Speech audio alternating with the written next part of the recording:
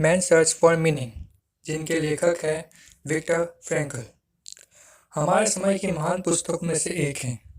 आमतौर पर यदि किसी पुस्तक में एक मार्ग है, एक व्यक्ति के जीवन को बदलने की शक्ति के साथ एक विचार है, तो वह अकेले लिस्टिंग और अधिक सूचीबद्ध करने और उसके लिए जगह खोजने का औचित्य साबित करता है।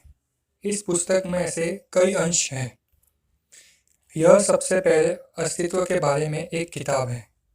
जैसे इतने सारे जर्मन और पूर्व यूरोपीय यहूदी जो खुद को सुरक्षित मानते थे, फ्रैंकल को एकाग्रता और विनाश शिविरों के नाजी नेटवर्क में डाल दिया गया था। चमत्कारिक ढंग से वह बच गया। बाइबल के वाक्यांश एक ब्रांड आग से छीन लिया लेकिन इस पुस्तक में उनके खाते में फ्रैंकल ने नीचे के शब्दों को मंजूरी दे दी है। वह जिसके पास जीने के लिए क्यों है, वह लगभग किसी भी तरह से सहन कर सकता है। वह मामूली रूप से उन कैदियों का वर्णन करता है जिन्होंने जीवन को छोड़ दिया, जिन्होंने भविष्य के लिए सभी आशाएं खो दी थी और अनिवार्य रूप से सबसे पहले मरने वाले थे। वे आशा की कमी, जीने के लिए कुछ की कमी से कम मर गए। इसके विपरीत फ्रैंकल ने अपनी पत्नी के विचारों को बुलाकर और युद्ध के बाद उसे फिर से देखने की संभावना को बुलाकर खुद को जीवित रखा और आशा को जीवित रखा और युद्ध के बाद एक बिंदु पर व्याख्यान देने का सपना देखा, जिसमें ऑस्विट्स के अनुभव से मनोवैज्ञानिक सबक लिया जाना था। स्पष्ट रूप से बहुत से कैदी जो जीवन रहना चाहते थे मर गए, कुछ बीमारी से, कुछ शमशान में। लेकिन स्पष्ट चिंता इस सवाल से कम है कि अधिकांश की मृत्यु क्यों हुई। यह इस सवाल से कम है कि कोई भी जीवित क्यों है। ऑस्विट्ज़ ने उनका अनुभव, जैसा कि भयानक था, ने पहले से ही उनके प्रमुख विचारों में से एक को मजबूत किया। जीवन मुख्य रूप से आनंद की खोज नहीं है, जैसे कि फ्रायड का मानना था, या सत्ता की खोज, जैसे कि अल्फ्रेड एडलर ने सिखाया था, बल्कि अर्थ की खोज है। किसी भी व्यक्ति के लिए सबसे बड़ा काम अपने जीवन का अर्थ खोजना होता है। फ्रैंकल ने अर्थ के लिए 3 संभावित स्रोतों को देखा। काम से कुछ महत्वपूर्ण काम करना, प्यार से किसी अन्य व्यक्ति की देखभाल करना, जैसे कि ऑस्विट्ज़ ने सबसे काले दिनों में अपनी पत्नी की छवि पर फ्रैंकल आयोजित किया गया था, और कठिन समय में साहस में।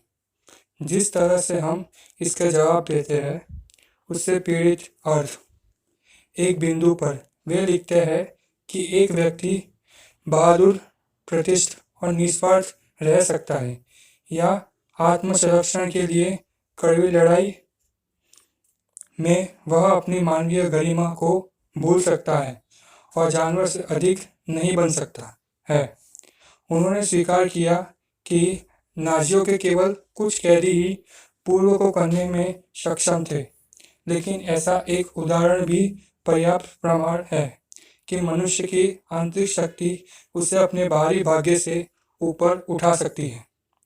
अंत में सबसे स्थायी अंतर्दृष्टि, एक जिसे मैंने अपने जीवन में और अनगिनत परिमर्श स्थिति में अक्सर बुलाया है, अपने नियंत्रण से पहले ताकतों आपके पास जो कुछ भी उम्मीद करती है वह सब कुछ छीन सकती है। यह चुनने की आपकी स्वतंत्रता कि आप इस स्थिति का जवाब कैसे देंगे। जो आप नहीं कर सकते, जीवन में आपके साथ क्या होता है इससे नियंत्रण करें, लेकिन आप हमेशा नियंत्रित कर सकते हैं कि आप क्या महसूस करेंगे, और जो आपके साथ होता है उसके बारे में आप हमेशा नियंत्रित कर सकते हैं। बीकी में आर्थर मिलर ने नेटवर्क की घटना एक दृश्य है जिसमें एक उच्च मध्यम वर्ग का पेशेवर व्यक्ति नाजी प्राधिकरण के सामने पेश होता है। जिसने उसके शहर पर कब्जा कर लिया है और अपनी शाख दिखाता है। उसकी विश्वविद्यालय की डिग्री, प्रमुख नागरिकों के उसके संदर्भ पत्र और उसकी तरह। नाज़ी उससे पूछता है, क्या तुम्हारे पास कुछ है? वह आदमी हाँ में सिर हिलाता है। नाज़ी फिर वह सब कूड़ेदान में फेंक देता है और उसे कहता है, अच्छा, अब तुम्हारे पास कुछ नहीं है।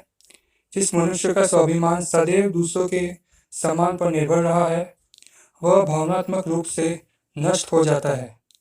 फ्रैंकल ने तर्क दिया है कि जब तक हम यह सुनने की स्वतंत्रता रखते हैं कि हम कैसे प्रतिक्रिया देंगे, तब तक हमारे पास कुछ भी नहीं बचा है। मेरे अपने सामूहिक अनुभव ने मुझे स्पष्ट अंतर्दृष्टि की सच्चाई दिखाई है। मैंने ऐसे सफल व्यवसाय को जाना है जिन्होंने सेवानिवृत्ति के बाद जीवन का सारा उत्साह खो दिया। उनके काम ने उनके जीवन को अर्थ दिया था। अक्सर यही एक चीज़ थी जिसने उनके जीवन को अर्थ दिया और उसके बिना वो दिन ब दिन घर पर उदास बैठे रहे, बिना कुछ करने के लिए। मैं ऐसे लोगों को जानता हूँ जो सबसे भयानक दुखों और परिस्थितियों को सहने की चुनौती ने लिए उठ खड़े हुए, जब तक कि वे मानते थे कि उनकी पीड़ा का एक बिंदु था, चाहे वह एक पारिवारिक मील का पत्थर हो। वे साझा करने के लिए पर्याप्त समय तक जीना चाहते थे या डॉक्टरों द्वारा उनकी पीड़ा का अध्ययन करने खोजने का संभावना थी। क्यों जीने के लिए उन्हें कैसे सहन करने में सक्षम बनाया। और मेरा अपना अनुभव दूसरे तरीकों से स्पष्ट रूप से प्रतिध्वनित होता है। जिस तरह मेरे किताब के विचार जब अच्छे लोगों के साथ बुरी चीज़ें होती है तो उन्हें शक्ति और विश्वसनीयता प्राप्त हुई, क्योंकि उन्हें हमारे बेटे की बीमारी और मृत्यु को समझाने के लिए में संघर्ष के संदर्भ में पेश किया गया था। फ्रैंकल लॉज थेरेपी का सिद्धांत आत्मा को खोजने के लिए उसका इलाज करना, जीवन का अर्थ ऑस्ट्रिच में अपना सम्मान की पृष्ठभूमि के खिलाफ विश्वसनीयता हासिल करता है। पहली के बिना पुस्तक का अंतिम भाग बहुत कम प्रभावी होगा। मुझे यह महत्वपूर्ण लगता है कि मनुष्य के अर्थ की खोज 1962 के संस्करण की प्रस्तावना एक प्रमुख मनोवैज्ञानिक डॉक्टर गॉर्डन ऑलपॉट द्वारा लिखी गई थी और इस पुनः जारी संस्करण की प्रस्तावना पादरी द्वारा लिखी गई है। हमें पता चला है कि यह एक अत्यंत धार्मिक पुस्तक है। यह इस बात पर जोर देता है कि जीवन सार्थक है और हमें अपनी परिस्थितियों को मजबूत जीवन को आर्थिक देखना सीखना चाहिए। यह इस बात पर जोर देता है कि जीवन के एक अंतिम उद्देश्य है और इसका मूल संस्करण है।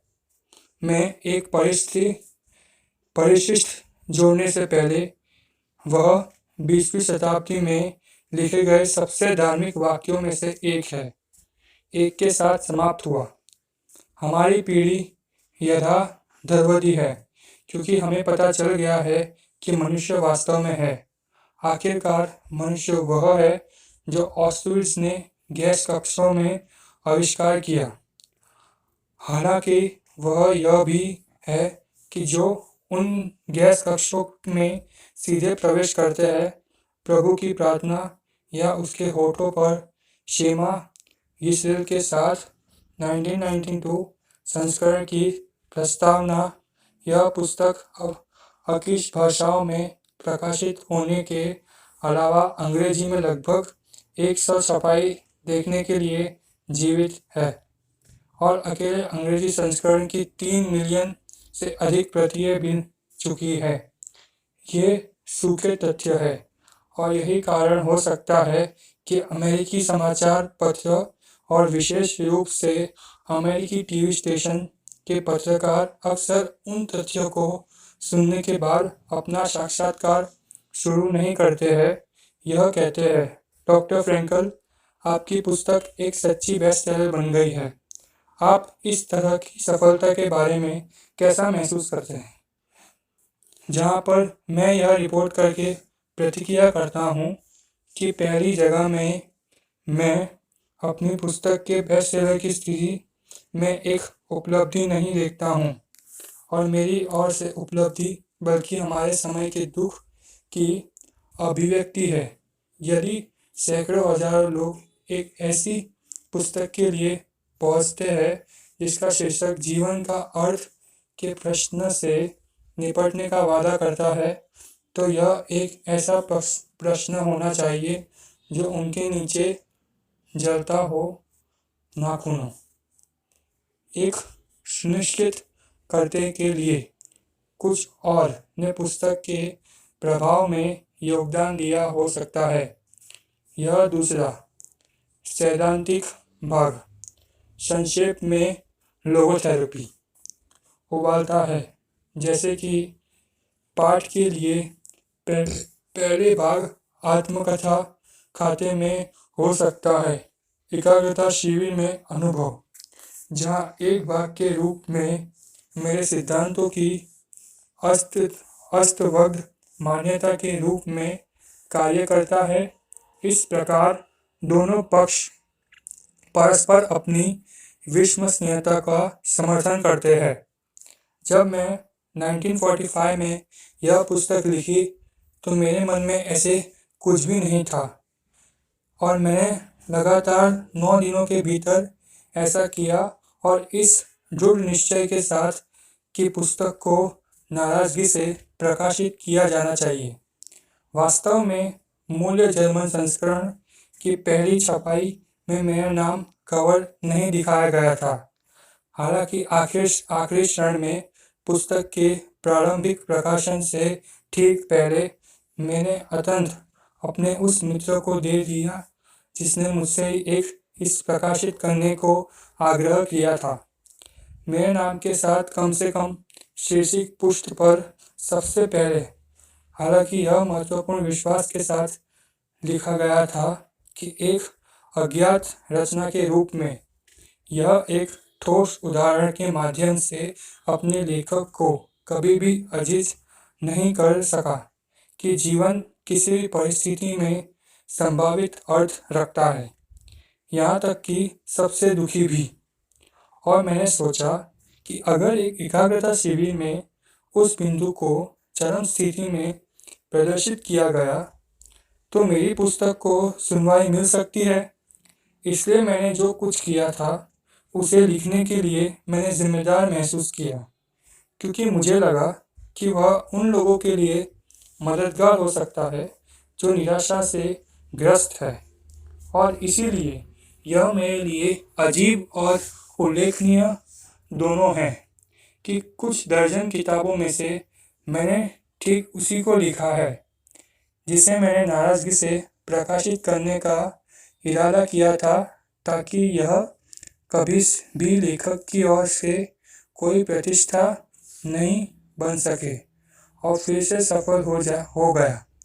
और फिर से मैं यूरोप और अमेरिका दोनों से अपने छात्रों को सलाह देता हूँ, सफलता का लक्ष्य ना रखें। जितना अधिक आप उसका लक्ष्य रखते हैं और इसे एक लक्ष्य बनाते हैं, जितना अधिक आप उसे सफलता के लिए चूकते जा रहे हैं। जैसे खुशी को राजी नहीं किया जा सकता है और उसे सुनिश्चित करना होगा, और यह केवल इसलिए होता है क्योंकि स्वयं से बड़े किसी कारण के प्रति समर्पण का अनपेक्षित दुष्प्रभाव या स्वयं के अलावा किसी अन्य व्यक्ति के प्रतिस्मरण के उत्पादन के रूप में खुशी होनी चाहिए। और सफलता के लिए वह पकड़ आपको परवाह ना करके इसे होने देने हैं। इसके बारे में मैं चाहता हूँ कि आप सुने कि आपका विवेक आपका क्या करना आज्ञा देता है, और इसे अपने सर्वोत्तम ज्ञान के लिए आगे बढ़ाते हैं। तो आप यह देखने के लिए जीवित रहेंगे कि लंबे समय में मैं कहता हूँ कि सफलता ठीक आपके पीछे आएगी, क्योंकि आप भूल गए थे प्रति इसके बारे में सोचो। पाठक मुझसे पूछ रहा है कि यह हिटलर और ऑस्ट्रिया पर कब्जा करने के बाद जो मेरे लिए स्टोर में था, उससे बचने के लिए मैं क्यों नहीं बच पाया। मुझे संयुक्त राज्य अमेरिका के द्वितीय विश्व युद्ध में प्रवेश करने से कुछ समय पहले निम्नलिखित कहानी को याद करते हुए उत्तर दे। मुझे अमेरिकी वाक्शीय राज्य दूतावास में आने का निमंत्रण मिला। वियना में मेरी इमिग्रेशन वीज़ा लेने के लिए मेरे बूढ़े माता पिता बहुत खुश थे, क्योंकि उन्हें उम्मीद थी कि मुझे जल्द ही ऑस्ट्रिया छोड़ने की अनुमति दी जाएगी। मैं अचानक झिझक गया। हालांकि मेरे सामने जो सवाल थे, क्या मैं वास्तव में अपने माता पिता को उनके भाग्य का सामना करने के लिए अकेला छोड़ सकता था? जल्दी या बाद में एक को भेजा जाना था एकाग्रता शिविर, जहां मेरी जिम्मेदारी थी। क्या मुझे उपजाऊ मिट्टी में प्रवेश करके अपने दिमाग के बच्चे लोगोथेरेपी को बढ़ावा देना चाहिए, जहां मैं अपनी किताबें लिख सकता हूं, या क्या मुझे अपने माता पिता के बच्चे के वास्तविक बच्चे के रूप में अपने कर्तव्यों पर ध्यान देना चाहिए, जिन्हें उनकी रक्षा के लिए जो कुछ भी करना था वह करना था। समस्या को इस तरह और इस पर विचार किया, लेकिन समाधान पर नहीं पहुंच सका। यह इस प्रकार की दुविधा थी जिसने वाक्यांश सुनकर स्वर्ग से एक संकेत की इच्छा की थी। तभी मैंने देखा कि घर में एक टेबल पर संगमरमर का एक टुकड़ा पड़ा है। जब मैंने अपने पिता से इसके बारे में पूछा तो उन्होंने बताया कि उन्होंने इसे उस स्थान पर पाया था जहां राष्ट्रीय समाजवादी ने सबसे बड़े विनीश आर्धनालय को जला दिया था। वह उस टुकड़े को घर ले गया था, क्योंकि वह उन पाटियों का एक भाग था जिन पर 10 आज्ञा संकित थी। टुकड़े पर एक सरका हुआ हिब्रू अक्षर उकेरा गया था। मेरे पिता ने समझाया कि यह पत्र आज्ञाओं में से एक के लिए खड़ा है। मैं उत्सुकता से पूछा, यह कौन सा है? उसने उत्तर दिया, पिता और माता का आदर करना की भूमि पर दिल लंबे हो।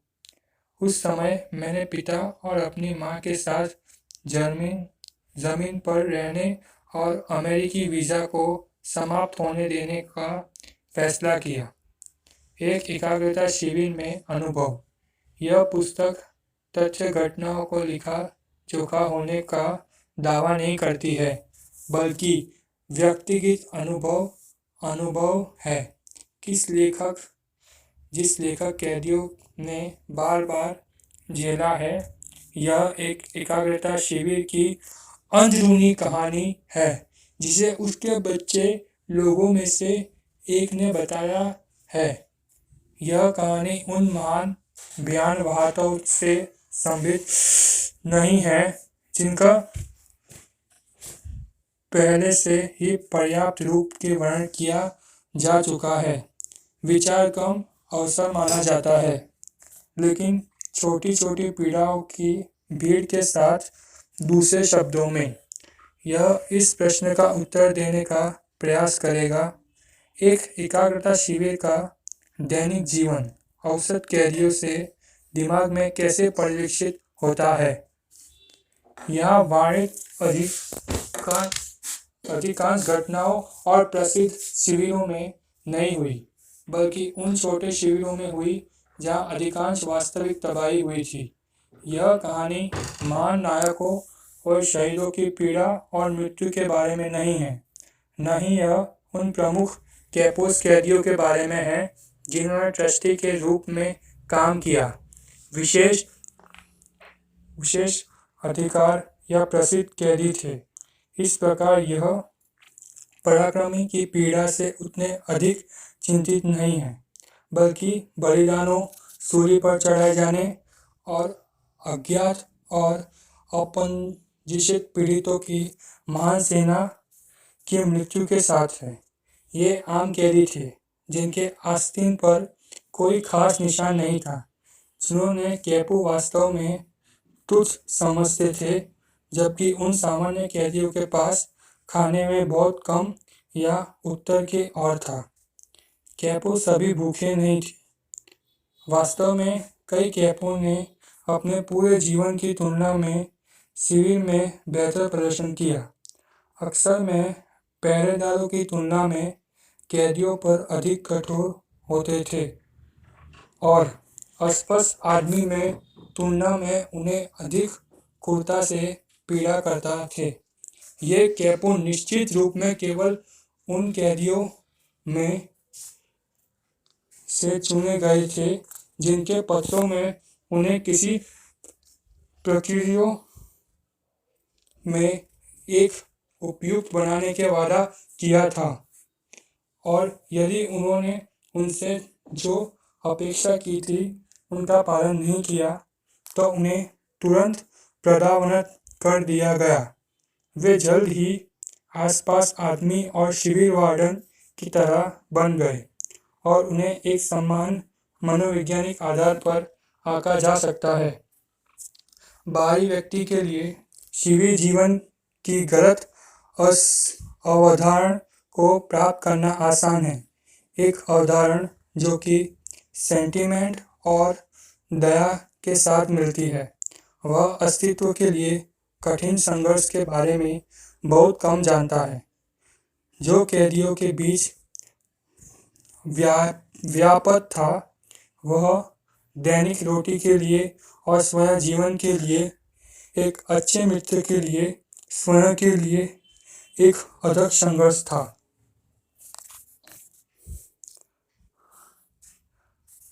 आइए हम उस परिवहन का मामला लेते हैं जिसे आधिकारिक तौर पर एक निश्चित संख्या में कैदियों को दूसरे शिविर में स्थानांतरित करने का घोषणा की गई थी, लेकिन यह काफ़ी सुरक्षित अनुमान था कि उसके अंतिम गंतव्य गैस चैम्बर होगा। काम करने में अक्षम, बीमार या कमज़ोर कैदियों के चयन को बड़े केंद्रीय शिविरों में से एक भेजा जाएगा, जो गैस चैम्बर और शमशान से सुसज्जित थे। चयन प्रक्रिया सभी कैदियों या समूह के लिए खिलाफ समूह के बीच एक स्वतंत्र लड़ाई का संकेत थी। केवल इतना मायना रखा था कि पीड़ितों की सूची से अपना और अपने दोस्त का नाम काट दिया गया। सोचो कि हर कोई जानता है कि प्रत्येक व्यक्ति को बचाने के लिए एक और शिकार खोजना होगा।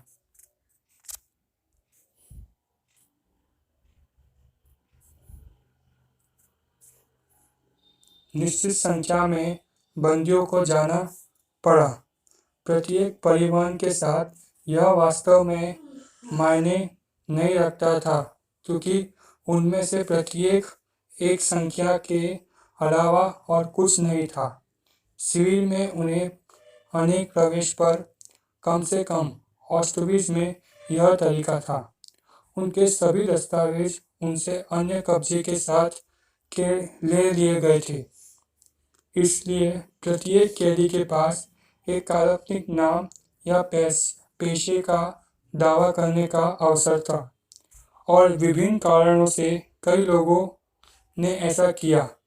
अधिकारियों की दिलचस्पी केवल बंदियों को संख्या में थी। उस नंबरों में अक्सर उनकी त्वचा पर टैटू गुदवाया जाता था और पतलून, जैकेट या कोट पर कुछ निश्चित स्थान पर भी सिलना पड़ता था। कोई भी गार्ड जो किसी कैदी के खिलाफ आरोप लगाना चाहता था, उसने बस उसका नंबर देखा, और हम ऐसे नजरों से कैसे डरते थे। उसने कभी उसके नाम नहीं पूछा। प्रस्थान करने वाले काफिलों पर लौटने के लिए यह ना तो समय था और ना ही नैतिक मुद्दों पर विचार करने की इच्छा थी। प्रत्येक व्यक्ति केवल एक विचार से नियंत्रित होता था, घर पर उसका इंतजार कर रहे परिवार के लिए, खुद को जीवित रखने के लिए और अपने दोस्तों को बचाने के लिए। इसलिए बिना किसी हिचकिचाहट के वह परिवहन में अपनी जगह लेने के लिए एक और कैदी, एक और नंबर की व्यवस्था करेगा। जैसे कि मैंने पहले से ही उल्लेख किया है, कैपोस के चयन की प्रक्रिया एक नकारात्मक थी। इस काम के लिए केवल सबसे क्रूर कैदियों को चुना गया था। हालांकि कुछ खुश अपवाद थे, लेकिन एसएस द्वारा किए गए कैपोस के चयन के अलावा सभी के बीच पूरे समय एक तरह की स्वचयन प्रक्रिया चल रही थी। कैदी औसत तौर पर केवल वे कैदी जीवित रह जाते थे जिन्होंने वर्षों तक एक शिविर से दूसरे शिविर तक ट्रैकिंग के बाद ऑस्ट्रेलिया ने अपनी लड़ाई में सभी संदेह खो दिए थे। वे खुद को बचाने के लिए हर तरह से ईमानदार और अन्यथा यहाँ तक कि क्रूर चोरी और अपने दोस्तों के विश्वासघात का उपयोग करने के लिए तैयार थे। हम जो वापस आए हैं, कई भाग्यशाली अवसरों या चमत्कारों की सहायता से, जो कोई भी उन्हें कॉल करने के लिए चुन सकता है। हम में से सबसे अच्छा वापस नहीं आया। यातना शिविरों के बारे में कई तथ्यात्मक विवरण पहले से ही रिकॉर्ड में है। यहाँ